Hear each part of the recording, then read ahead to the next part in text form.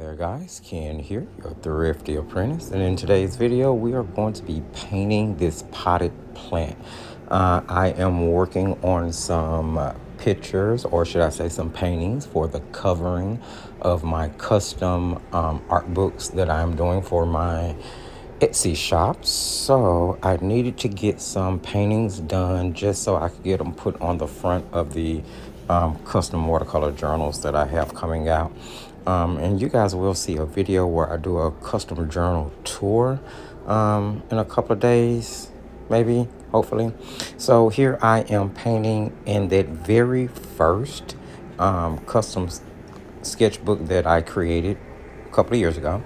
And I'm working on the Canson XL watercolor paper that is inside. I'm using Rosa Gallery watercolors because, as you guys know from previous videos, I am testing these for review.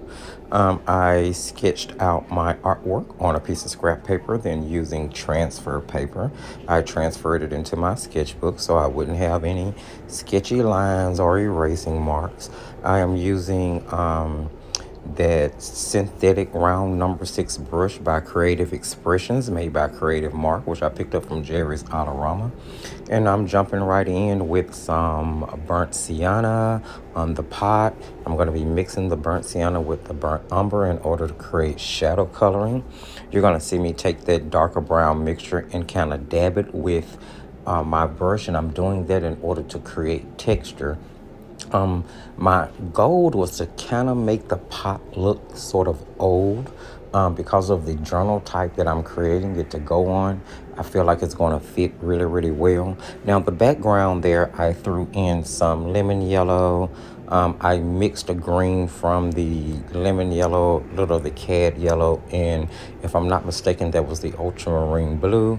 And then the darker tone in the background you see was a mixture of Payne's gray and black. Now, I actually happen to love the Payne's gray that's in this set. I believe I've told you guys that before. And I'm not really one that normally uses convenience grays. I normally mix them myself, but I really like the Payne's gray in this set. Actually, I really like a lot of colors in this set. 4 of them granulate, and when you mix them with the other paints, they make really clean granulating mixtures.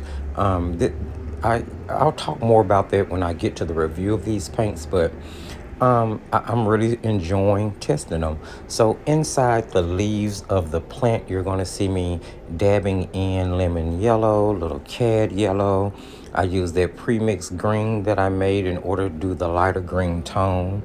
The darker green that went into the background color that we mixed between the 2 yellows and the ultramarine is being used to add in the shadow. Now I'm actually painting wet into wet. I'm not sure if you can tell, but those leaves are still wet from the first color that I put on them. That's what I'm trying to say.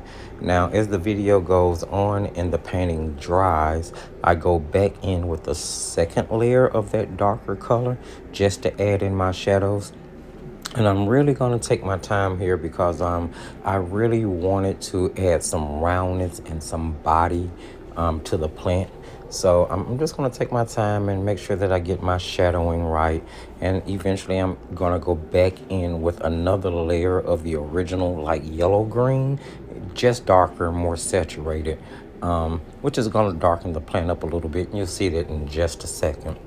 So I was telling you guys that excuse me, that I have a video coming out and not too long from now that is going to be talking about custom watercolor journals. Well, actually, they're sort of like art journals / sketchbooks meet junk journal. So, like, if they got together and had a baby, that's what my art books are, and that's what I'm designing a cover for. Just looking for different ways, get myself out there, get my work out there, maybe get more views. Who knows, even make $1 or 2, right? Not that it's all about money at all. I paint because I enjoy it. I create custom books because I enjoy being a bookmaker and a crafter. So it's not about the money, but hey, it never hurts, right? So you see me hitting that plant again with the more saturated mixture of that original green, just because I wanted to kind of pump up the volume on the yellow that was coming through the shadows. And I was really loving the way that it was coming out. Now I went back in and darkened the plant just a little bit, not much, but I just felt like it didn't have enough contrast. There was too much light going on. So I just went back in and added a really watery layer of a little bit more saturated and darker yellow green mixture, which again, one more time, lemon yellow, cat yellow, and ultramarine are the colors that I mixed to get those tones. Now I'm going to go back in with that gray that I put in the background, and I'm putting in the shadow. And you'll notice that I splattered paint, and then I took that paint and kind of splattered it onto the other page. That's for future, whenever I get ready to paint, that way I don't have to start with a blank page. Now, after I'd done all my painting and everything had the opportunity to dry, I went back in as I normally do with colored pencils in order to pump up the volume, so to speak. Pump up the body, add in deeper shadows, deeper colors, just to, kind of raise the painting off of the paper, give it a little bit more of a realistic 3D vision. I'm going to take a darker green, or should I say a dark green, and I'm going to use it to outline the leaves, just to, again, enhance those shadows and just make it stand out more. Now, the pencils you see me using are the Brunzil colored pencils. Another product that will have a review coming out pretty soon.